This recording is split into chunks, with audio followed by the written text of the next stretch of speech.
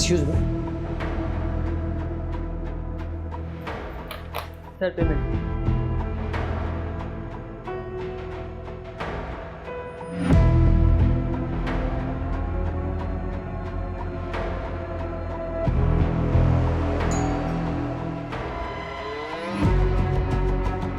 कैसी हो रोशनी?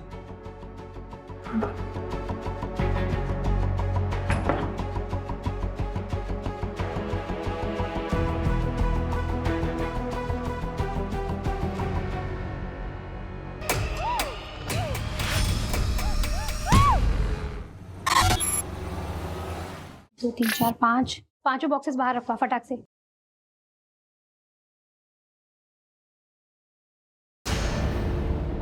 अरे रोहन, ये बॉक्सेस वहां क्यों पड़े हैं? कब से रखे हैं वहां? पैक करना है, लेकर आओ। हाँ हाँ मैम, मैं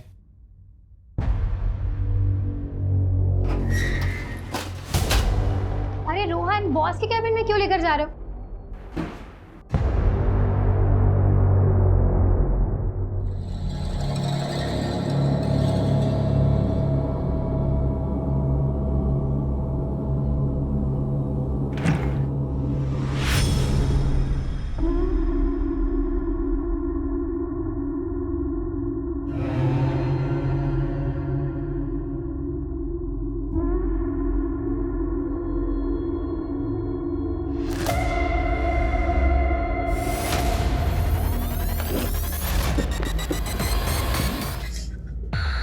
क्या कर रही थी यहाँ?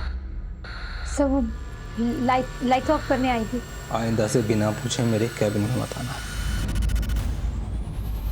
जी।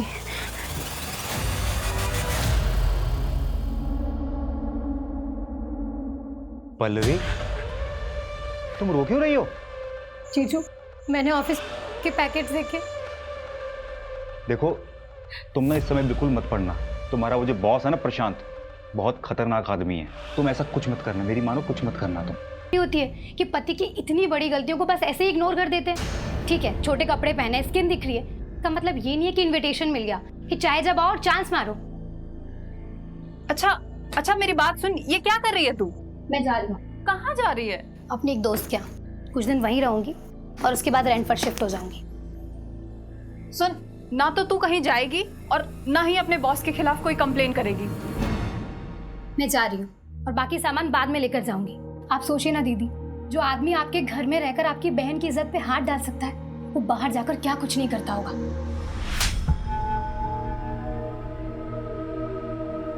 अरे मैं तुम्हें छोड़ दूं कहीं? Thank you.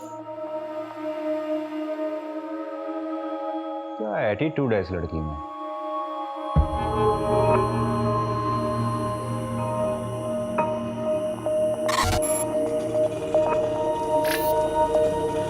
भैया, जानकी नगर जाएंगे? जानकी नगर के लिए ऑटो यहाँ से नहीं मिलेगी मैडम, आगे से राइट मारिए, वहाँ से मिलेगी। Thank you.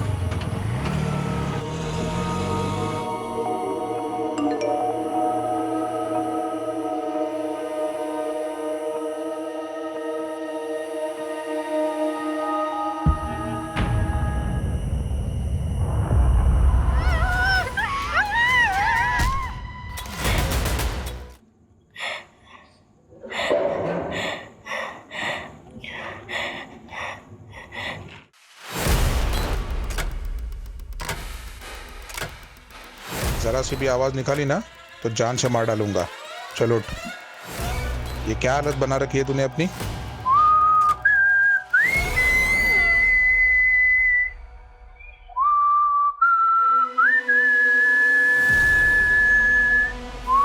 क्या कर रही हो ये सब?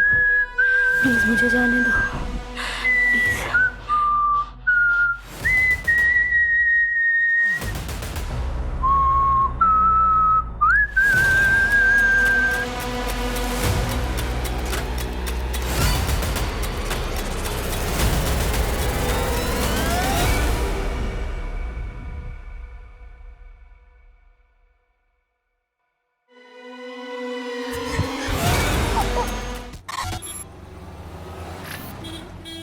तू एक काम कर, जल्दी जा, जल्दी से अपना बैग रेडी करके आ। नगमा, इतनी देर लगा दी तुम लोगों ने। अरे क्या करेंगे, टेलर ने कपड़े ही नहीं सिले थे, बैठ के सिलाना पड़ा, वरना आयशा क्या पहनती।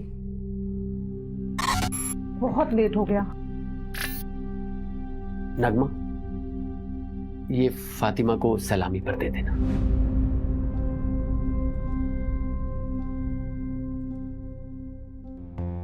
आमिर ये तो बहुत महंगा लग रहा है, इसकी क्या जरूरत थी? हम उनको तोहफे में बहुत सारे कपड़े दे रहे हैं ना। नगमा, तुम्हारी खाला ने हमारे निकाह पर बहुत कीमती सेट दिया था, इतना तो करना ही चाहिए ना। कम से कम तुम उनके ताने सुनने से बच जाओगी। आमिर लेकिन आगे आयशा का बोर्ड का एग्जाम है, इतने सारे खर्चे हैं, और वैसे भी शादी में बहुत खर्चा हो चुका है। मैं मैनेज करूंगा, तुम टेंशन मत लो। उज्जैन जाना है कि नहीं जाना? चलो जल्दी करो।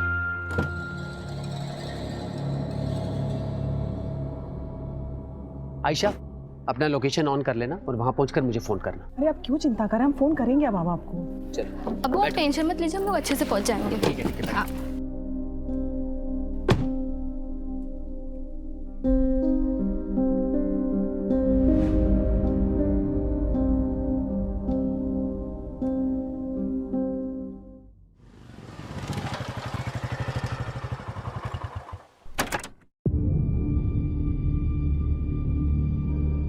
अर्जुन, कल से काम पर मत आना, आकर अपनी सैलरी ले लेना। क्या हुआ आमिर भाई, सब ठीक तो है? एक हफ्ते में दूसरी बार कंप्लेंट आई है तुम्हारी। वो तो तुम्हारी बीवी पेट से है, इसलिए मैंने पिछली बार माफ करवा दिया था, पर अब मैं कुछ नहीं कर सकता। कोई दूसरा काम ढूंढ लो। आमिर भाई, क्या है ना कि नई जगह जाऊंगा, नया जॉब ढूंढूंगा, नए दोस्त यार मिलेंगे। अब दोस्ती यार में थोड़ा पीना पाना तो हो गई, उस नशे के चक्कर में कभी आपके घर की असलियत निकल गई तो ना। अरे नहीं नहीं नहीं, नहीं निकलेगी नहीं, बोलूँगा नहीं। इन क्या है, नशे में जबान पे काबू थोड़ी रहे। मैंने तेरे साथ इतना कुछ किया और तू मुझे ही धमकी दे रहा है। अब देखता हूँ कैसे ऑफिस में आता है तू, और कैसे अपने बचे हुए 20 दिन की पगार लेता है। मैं भी देखता हूँ कैसे मिलेगा तो पैसे मिलेगा। आयशा बेटा, अब्बू को लोकेशन भेजा? अब का भेज दे।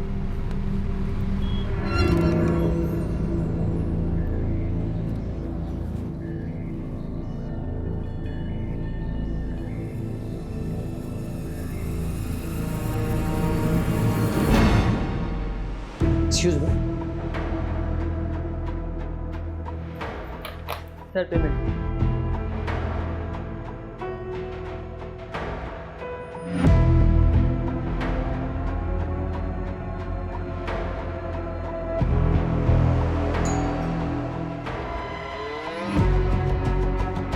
कैसी हो रोशनी?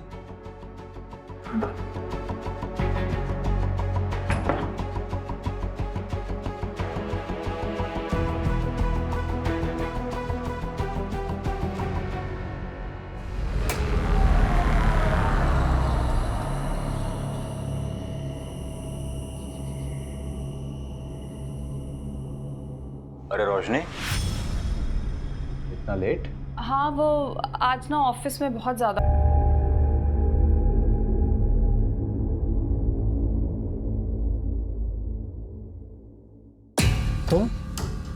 तुम्हारी हिम्मत कैसे हुई यहाँ आने की? यहीं रुको, मैं बताता हूँ तुम्हें।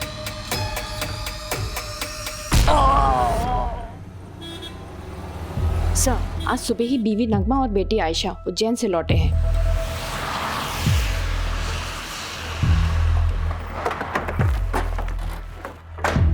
चलो साइड हटो। क्या मिला लगा रखा? चलो हटो यहाँ से।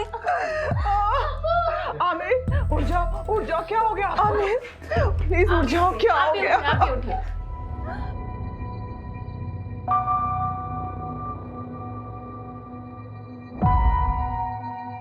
सर पर भारी चीज से मारा गया है। विक्टिम तो फिजिकली फिट है। देखिए नगमा जी, मैं जानता हूँ कि ये सही वक्त नहीं है, लेकिन इन्वेस्टिगेशन भी जरूरी है।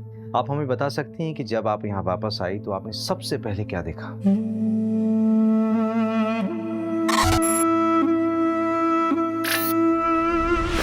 आमिर, आमिर उठो। आमिर, हम जब यहाँ से गए थे सब कुछ बिल्कुल ठीक था। आमिर बहुत खुश थे। पता नहीं किसने ये सब कर दिया। पूरा क्राइम सीन कंटामिनेट कर दिया ऐसा। आई डाउट कि फॉरेंसिक वालों के यहाँ ज़्यादा कुछ मिलेगा। ठीक है, जो कुछ भी पॉसिबल हो उनको बोलो कि एविडेंस कलेक्ट करें। Okay sir.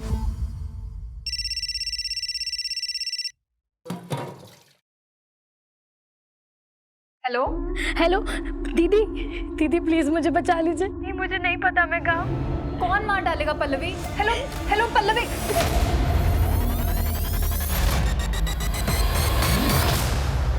नहीं सर, हमें किसी पर कोई शक नहीं है। अच्छा, आप लोगों के उज्जैन जाने से पहले आमिर का किसी से लड़ाई झगड़ा हुआ था या फिर आपकी फैमिली में कोई इशू? आमिर बहुत अच्छे इंसान थे, उनकी किसी से कोई दुश्मनी नहीं थी। मम्मी, पानी लीजिए। घर से कोई सामान गायब हुआ था? हाँ, मेरा लैपटॉप गायब था और अब्बू का फोन। ठीक है, डिटेल्स दे दीजिए। अगर इसके अलावा कुछ भी याद आए तो हमें बताइएगा ज़रूर। अभी जा सकते हैं आप।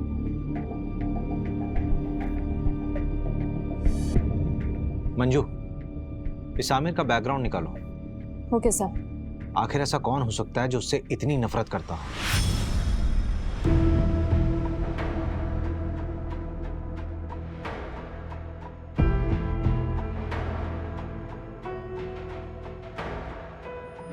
मैंने ऑफिस में के पैकेट्स देखे।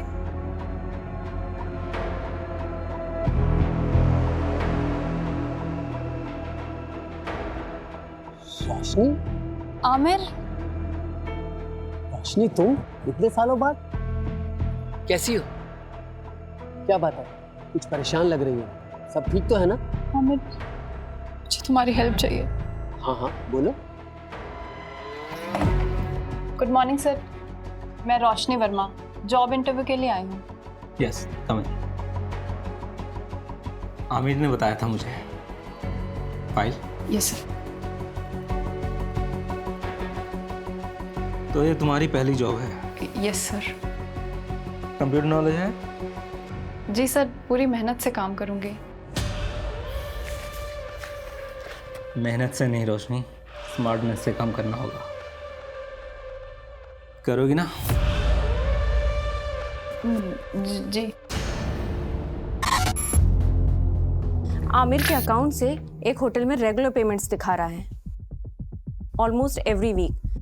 मैंने उस होटल में फ़ोन किया था तो वहाँ के रिसेप्शनिस्ट ने बताया कि आमिर यहाँ एक औरत के साथ आया करता था और दिए गए आईडी के मुताबिक उस औरत का नाम रोशनी वर्मा है। ये देखिए। इसका मतलब आमिर का एक्स्ट्रा मैरिटल अफेयर था। सर फिलहाल तो ऐसे ही लग रहा है। मैंने उस होटल की सारी सीसीटीवी फुटेजेस मंगा ली है। ये देखिए सर, ये वाली फुटेज, ये मर्डर के 2 दिन पहले की है।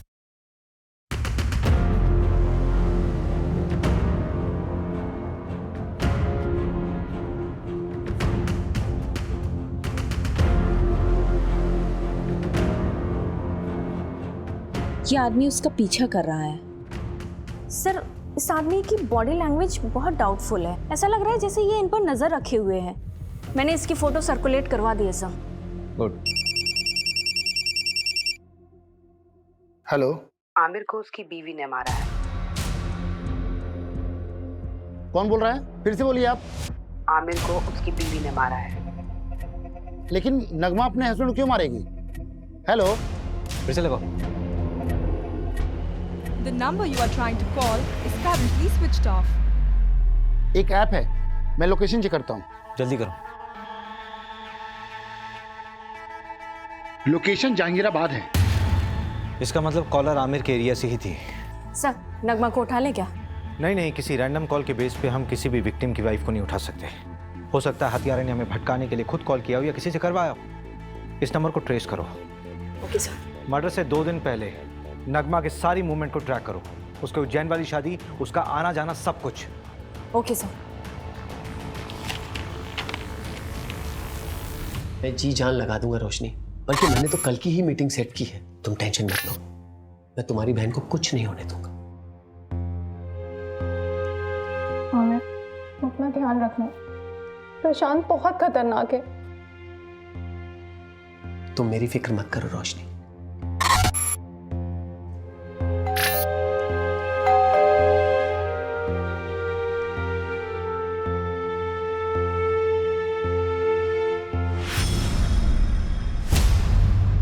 हमारा कोई अफेयर नहीं था। मैं और आमिर तो एक कॉलोनी में रहते थे और बचपन से ही एक दूसरे को जानते हैं। और वापस अभी 4-5 महीने पहले ही मेरी उससे मुलाकात हुई थी। ये चोट कैसे लगी? क्या हुआ है? कुछ नहीं मैम, वो किचन में काम करते टाइम लग गया।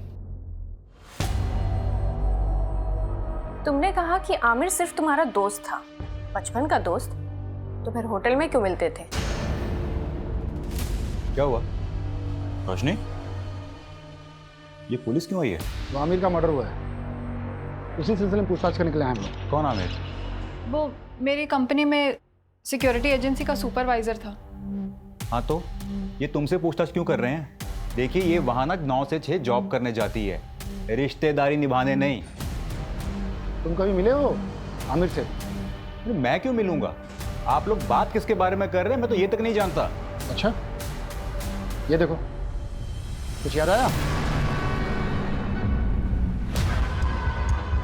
चल आने चल। सर मैंने कुछ सब याद कराता हूँ, चल। अरे मेरी कोई गलती नहीं, मुझे क्यों लेके जा रहे हो? अरे मैंने कुछ नहीं किया, छोड़ो मुझे। सर मैंने आमिर का मर्डर नहीं किया है। अगर तूने आमिर का मर्डर नहीं किया तो तूने झूठ क्यों बोला कि तू आमिर को नहीं जानता? तो क्या सच बोलता? क्या आमिर मेरी बीवी के साथ होटल में जाता है? क्या करते आप लोग? सहानुभूति देकर छोड़ देते? नहीं ना। वैसे आमिर का मर्डर हुआ कभी है? 23 तारीख को। 23 तारीख को तो मैं यहाँ था ही नहीं।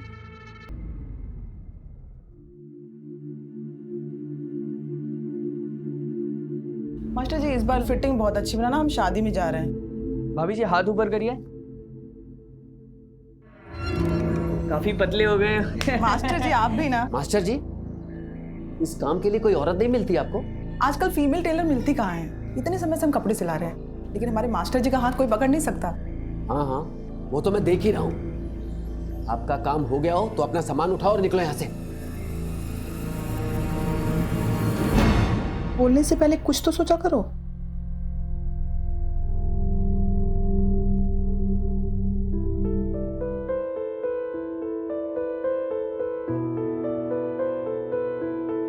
हैप्पी बर्थडे नगमा।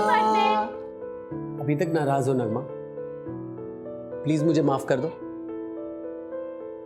और वो जो टेलर मास्टर के सामने आपने किया, वो क्या सोच रहे होंगे वो? अच्छा तो माफी से काम नहीं चलेगा, तो मुर्गा बन जाता हूं मैं।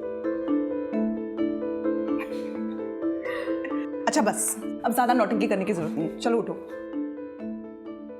Happy birthday to you, happy birthday to you.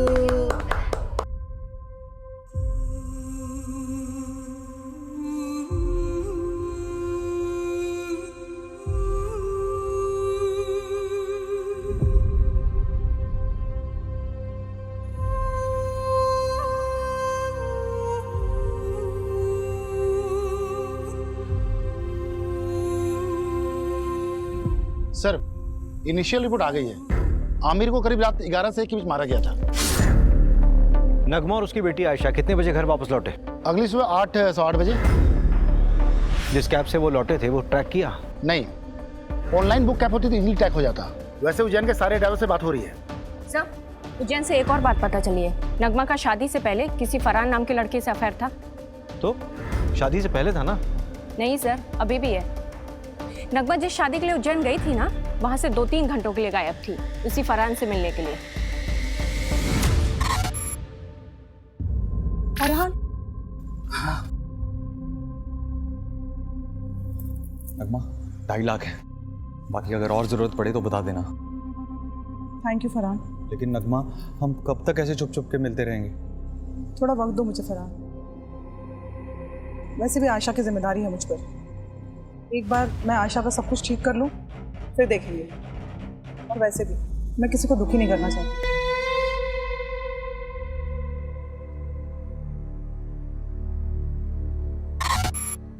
तो ठीक है,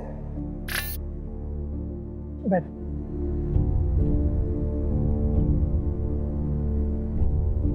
आयशा, मैं क्या कह रहा था कि हमें ना आंटी से बात कर लेनी चाहिए। देख अभी अब्बू तो नहीं रहे ना, और मेरे घर वाले भी उंगली उठाएंगे, तो उससे पहले हमें शादी कर लेनी चाहिए ना। तुम क्या बात कर रहे हो सूरज? पहले कब्र के फूल को तो सूख जाने दो। आयशा मेरा वो मतलब नहीं था। पुलिस? अम्मी फिर से पुलिस वाले क्या करने आए यहाँ? ये तलाशी ले रहा है। उस दिन भी तो आए थे, उन्हें कुछ नहीं मिला था। आज क्या मिलेगा नया उन्हें? रवि, हाँ पोस्टमार्टम और फोरेंसिक रिपोर्ट देना है। ये लीजिए। सबसे पहले आमिर के सर पर वार किया गया किसी हैवी ऑब्जेक्ट, उसके बाद 12 बार चाकू से स्टैब किया गया उसे। आमिर की बीवी और बेटी को आमिर की बॉडी यहाँ मिली थी और दरवाजे पर कोई फोर्स एंट्री के निशान भी नहीं थे। इसका मतलब यह है कि आमिर ने दरवाजा खुद खोला था। ये कांड किसी एक का नहीं बल्कि 2 लोगों का किया हुआ है। किलर के साथ कोई और भी था। सर, लेकिन आपको ये क्यों लगता है कि वो 2 लोग थे? ये रिपोर्ट देखो मंजू, इसमें साफ दिख रहा है कि आमिर की मौत सर पे चोट लगने से और उसके शरीर में चाकू मारने से हुई, राइट? हाँ। लेकिन इन दोनों ही चोटों का फोर्स और इम्पैक्ट बिल्कुल अलग है। देखो,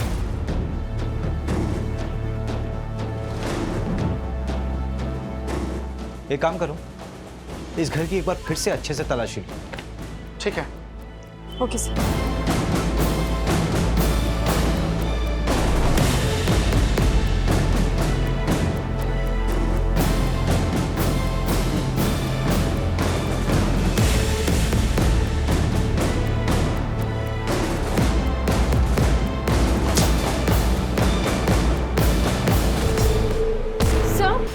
सर यहाँ ये मंजू, लेके चलो। सर आप चलो। मेरी बात सुनिए। चलो थाने चल के बोलना जो बोलना है।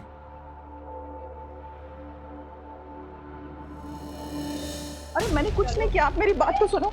मैंने कोई खून नहीं किया। आयशा नहीं मार सकती। हम तो शादी में उज्जैन गए थे, अम्मी नहीं कर सकती हैं।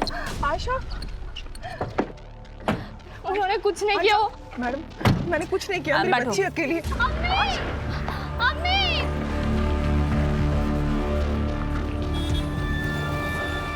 सर, ये नगमा तो अभी तक कुछ काम का बोली ही नहीं है। बोलेगी।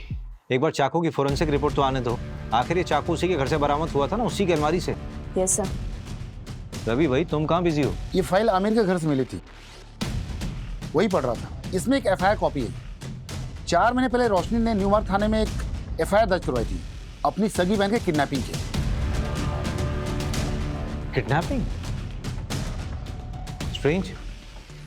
इसका मतलब है रोशनी 2 विक्टिम से जुड़ी हुई। एक तो उसकी खुद की बहन जो 4 महीने से लापता है और एक दूसरा आमिर। लेकिन सबसे बड़ा सवाल ये उठ रहा है रवि कि ये फाइल आमिर के पास क्या कर रही थी? अजीब तो है। ये देखिए, इस फाइल में ना कई सारे एड्रेसेस हैं और ये फोटो देखिए आप।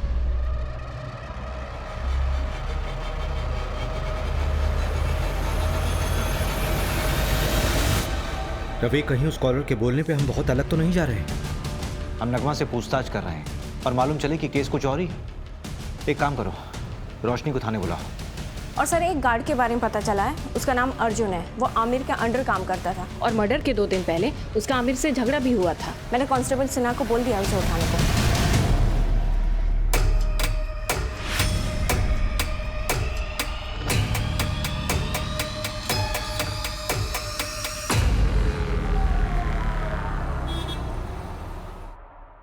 सर मैं सच कह रहा हूँ, मैंने कुछ नहीं किया, मैंने किसी को नहीं मारा है।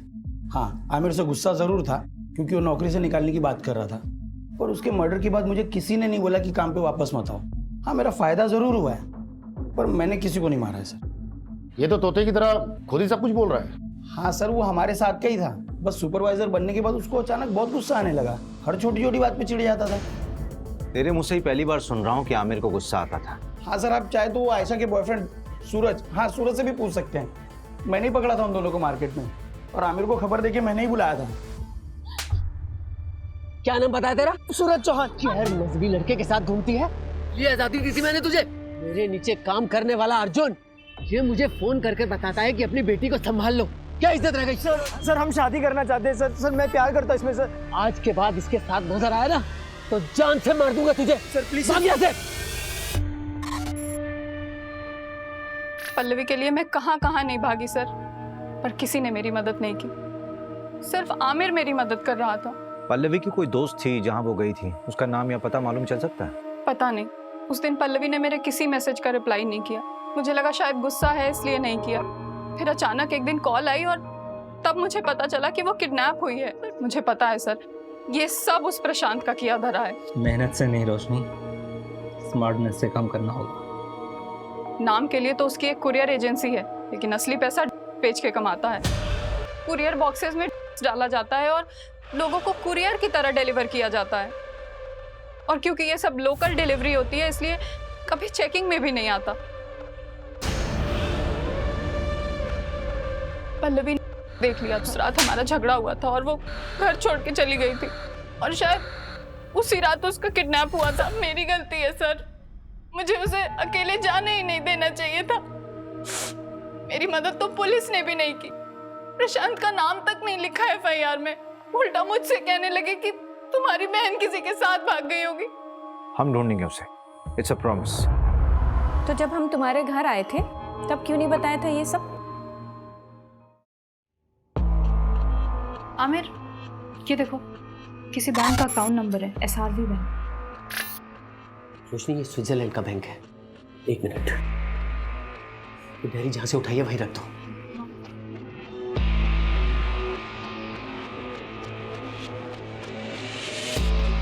रोशनी इधर आओ। ये प्रशांत की प्रॉपर्टीज के पेपर है, उसके नाम कई प्रॉपर्टीज है। आमिर, शायद यहीं कहीं रखा हो उसने पल्लवी को। चलो हम अभी चेक करके आते हैं सारे एड्रेस। नहीं नहीं नहीं रोशनी, अभी बहुत लेट हो चुका, तुम घर जाओ। लेकिन मेरी पल्लवी। हड़बड़ी का काम नहीं, बहुत रिस्की है। हम लोग कल मिलेंगे, चलो अभी इसको वापस रखो। चल जल्दी जल्दी।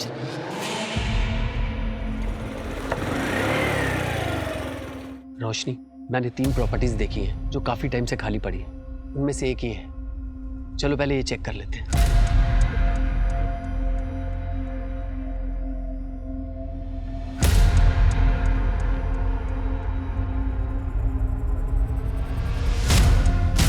रोशनी, यहां तो कोई नहीं। चलो दूसरी प्रॉपर्टी में देखते हैं।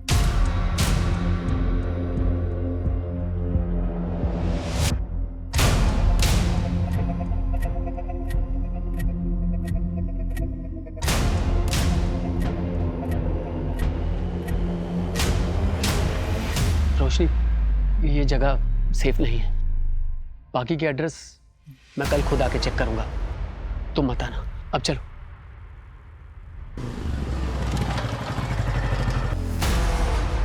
रोशनी, तुम टेंशन मत लो, मैं पल्लवी को ढूंढ लूंगा। आमिर, अभी मैं घर निकलती हूँ। अगर निलय मुझसे पहले आ गया ना तो बहुत प्रॉब्लम हो जाएगी।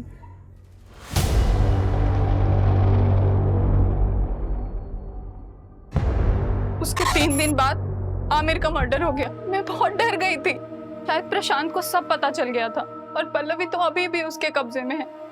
आमिर को भी उसने मरवा दिया। सब मेरी वजह से हुआ है। वो प्रशांत कुछ भी कर सकता है। पता नहीं अब पल्लवी मुझे कभी मिलेगी भी या नहीं। आमिर के अलावा तो किसी को नहीं पड़ी थी उसे ढूंढने की। हम ढूंढेंगे उसे, इट्स अ प्रॉमिस। आप चिंता मत कीजिए, आप जाइए, पल्लवी को ढूंढना हमारी जिम्मेदारी है।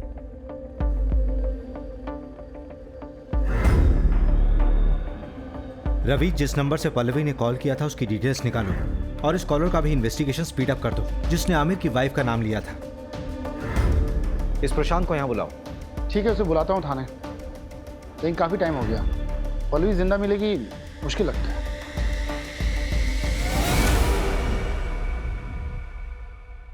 और इंस्पेक्टर साहब, बीवी बच्चे कैसे हैं आपके? बहुत अच्छे। अच्छे रहे तो कितना अच्छा है ना? धमकी दे रहा? अरे नहीं इंस्पेक्टर साहब, ऐसा आप कैसे कर सकता हूँ? आप बताइए क्या सेवा कर सकता हूँ आपकी? आमिर को जानता है? हाँ, हमारे यहाँ की सिक्योरिटी का सुपरवाइजर था, लेकिन सुना है बहुत बुरी तरह से मर्डर हुआ है उसका। किसने किया है? पल्लवी को जानता है? जी हाँ, हमारे यहाँ काम करती थी, डेटा एंट्री ऑपरेटर का। फिर अचानक उसने जॉब छोड़ दी। उसने मारा आमिर को। ज़्यादा स्मार्ट बनने की ज़रूरत नहीं है, सीधे सीधे बता कि तुझे कब पता चला कि आमिर तुझे इन्वेस्टिगेट कर रहा था। आमिर के लिए मैं भगवान था, वो मुझे इन्वेस्टिगेट क्यों करेगा? ऐसा कौन सा भगवान वाला काम किया आपने? उसकी बेटी का अबॉर्शन करवाना था, उसके लिए पैसे और सीक्रेट डॉक्टर का नंबर मैंने ही दिया था। डॉक्टर का कॉन्टैक्ट नंबर? हाँ बिल्कुल, आप भी जाइए, आपकी भी प्रॉब्लम है ना वो अभी सॉल्व कर देगा वो। ज्यादा बकवास नहीं। हाँ, लेडीज़ हैं आप, पर हम लेडीज़ की इज्जत करते हैं, इसीलिए एक गुस्ताखी माफ़ कर देते हैं, वरना क्या? और क्या करेगा? मंजू मंजू मंजू,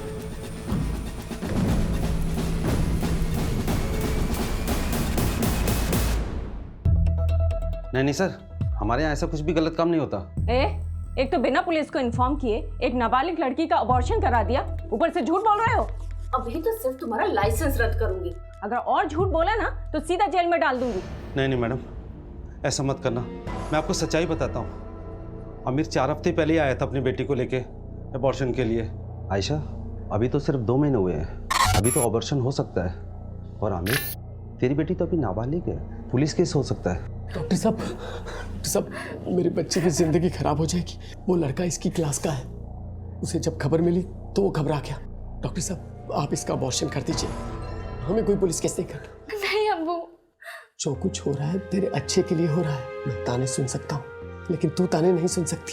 छोटे बच्चे की परवरिश करना इतना आसान नहीं है, खासकर जब उसका बाप उसके साथ ना हो। अब्बू ने मेरा साथ दिया था। तुम्हारा अबॉर्शन हुआ तो डेफिनेटली तुम्हें सूरज से भी मिलने से रोका गया होगा, तो क्या इन सारी बातों को लेकर सूरज गुस्सा था क्या आमिर से? देखिए, ना सूरज ने अब्बू को मारा है और ना अम्मी ने अब्बू को मारा है। आप शुरू से गलत इन्वेस्टिगेट कर रहे हो। देखो आयशा, अगर तुम्हें ये लगता है कि तुम्हारी मम्मी बेवजह लॉकअप में बंद है तो तुम्हें ही उनकी मदद करनी होगी ना, नहीं तो वो जिंदगी भर किसी और के जुर्म की सजा काटती रहेंगी। नहीं, ऐसा बिल्कुल नहीं होगा। वकील ने कहा कि उनकी कल तक जमानत हो जाएगी, उसके बाद वो कभी भी जेल नहीं जाएगी। अम्मी ने कुछ भी नहीं किया है, इसलिए आप लोगों को कोई सबूत नहीं मिल रहा है। अब आप जाइए। न्यू मार्ग थाने बात हुई, लोकल पुलिस ने पल्लवी केस में प्रशांत से पूछताछ की थी, लेकिन उन्हें भी प्रशांत के खिलाफ कुछ भी नहीं मिला। हो सकता है पल्लवी अपनी मर्जी से कहीं गई होगी। जिस नंबर से पल्लवी ने कॉल किया था वो नंबर भी ट्रेस नहीं हो रहा है, फेक आईडी पे लिया गया था और स्विच ऑफ हो गया। पर सर, पल्लवी को गायब करने का मोटिव तो बनता है प्रशांत के पास। नगमा का एक्स गर्लफ्रेंड फरहान का भी कुछ पता नहीं। हाँ, एक बात पता चली है, उसने नगमा को 2.5 लाख रुपए उधार दिए थे। 2.5 लाख है, बाकी अगर और जरूरत पड़े तो बता देना। अब इतने पैसों की उसे क्या जरूरत पड़ी, ये तो नगमा ही बता सकती है। ऊपर से मिस्ट्री कॉलर का अभी तक नहीं पता लगा जिसने नगमा का नाम लिया था। टेक्निकल टीम ने बताया कि यूज किया हुआ सिम और फोन दोनों ही फर्जी तरीके से खरीदे गए थे। हो सकता है बाद में डिस्ट्रॉय कर दिए होंगे, क्योंकि दोबारा उनसे कॉल नहीं हुआ है। इसका मतलब we are back to the square one here. हमारे पास सिर्फ ये सीसीटीवी फुटेज है जो पल्लवी की किडनैपिंग साइट से हमें कैमरे के थ्रू मिली। देखते हैं क्या होगा इसमें।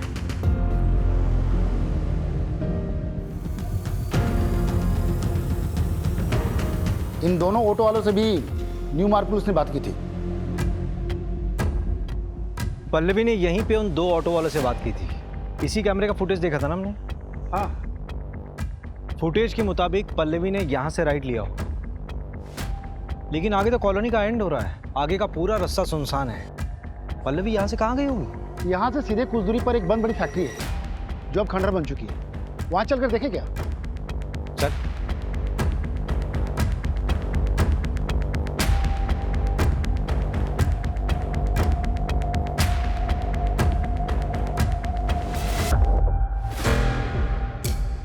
चेन से बांधा गया था। मेकअप का सामान,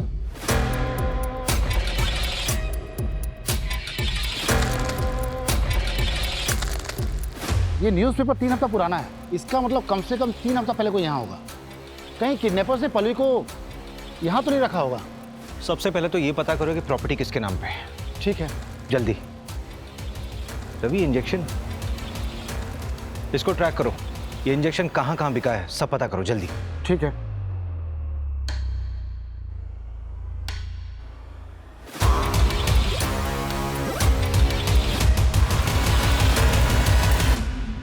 सर, इनकी बेल हो गई।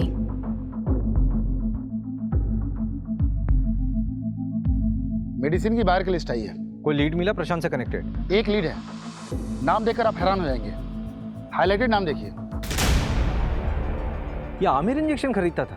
हाँ सर, हो सकता है कि ये प्रशांत ने मंगवाया हो। प्रशांत ने आमिर की मदद की थी वो आयशा के अबॉर्शन केस में, तो शायद इसलिए आमिर ने उस एहसान के चलते प्रशांत का ये काम किया हो। और हो सकता है आमिर को ये पता भी ना हो कि वो इंजेक्शन क्यों खरीद रहा है, क्योंकि वो खुद पल्लवी को ढूंढ रहा था।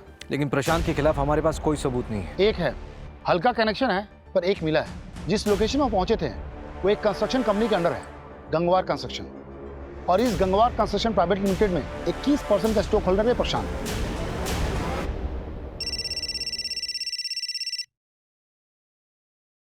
हेलो, गाड़ी में बैठो।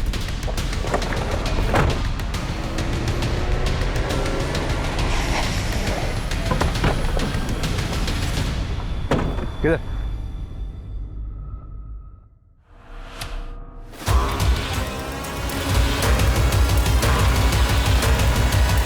पल्लवी, मुझे जॉब मिल गई। क्या? ओह, सो हैप्पी दीदी।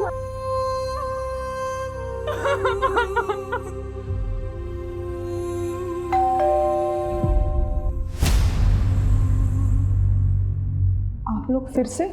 इस बार तुम्हें बेल नहीं होने वाली।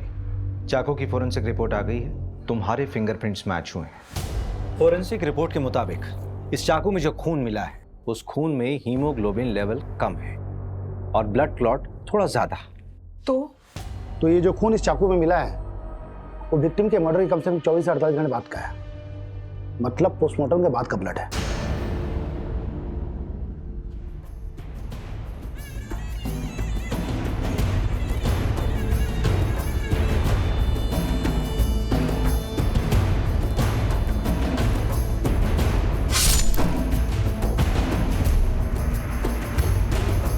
आमिर को उसकी बीवी ने मारा है।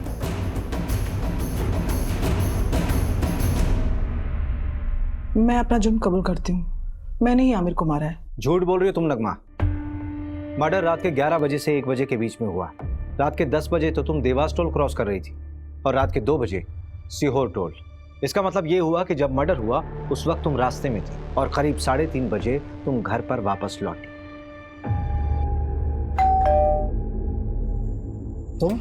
तुम्हारी हिम्मत कैसे हुई यहाँ आने की? रुको, मैं तुम्हें अभी देखता हूँ।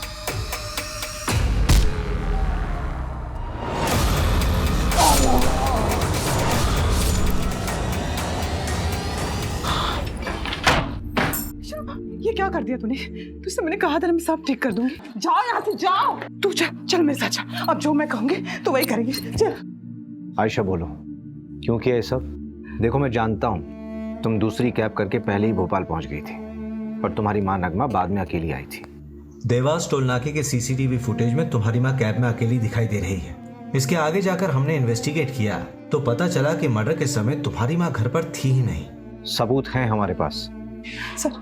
सर प्लीज, मैं आपके आगे हाथ जोड़ती हूँ, इसको छोड़ दीजिए। इसकी सजा मुझे दे दीजिए। ये अभी बहुत छोटी है, इसकी पूरी जिंदगी बर्बाद हो जाएगी। आयशा मैं तुमसे पूछ रहा हूँ, बोलो क्यों किया तुमने ऐसा?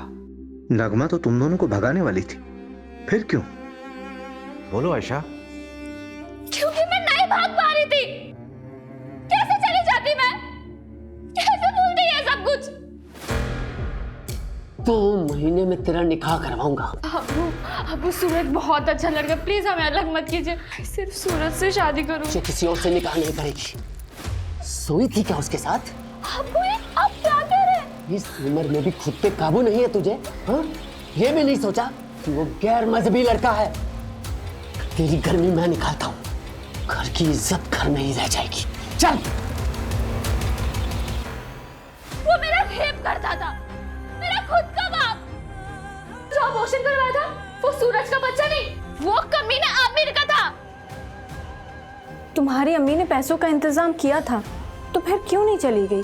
नहीं जाना था मुझे, नहीं भागना था। जब तक मैं उस कमीने को सजा नहीं दिला देती मैं नहीं भूल पाती है सब कुछ। लेकिन अब मैं भूल सकती हूँ, चैन से जी सकती हूँ, सूरज के साथ या फिर इस जेल में, पर जी सकती हूँ। पल्लवी का किडनैप भी आमिर ने किया होगा, उसी ने उसका रेप और मर्डर किया होगा।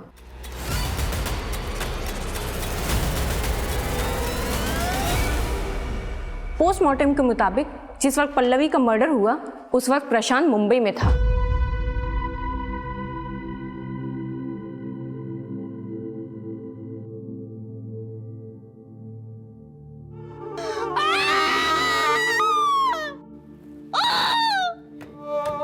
जिस तरह से इस केस में आरोपी खुद इस केस का सबसे बड़ा पीड़ित साबित हुआ है और पीड़ित इस समाज का सबसे बड़ा दरिंदा, उसको देखते हुए इस केस को रेयर ऑफ द रेयरेस्ट की श्रेणी में रखना गलत नहीं होगा। सारे सबूतों के बिना पर आमिर मलिक मर्डर केस में ये juvenile justice board Ayesha Malik को 3 महीने की सजा सुनाती है और इस दौरान वो जमानत की अर्जी भी लगा सकती है।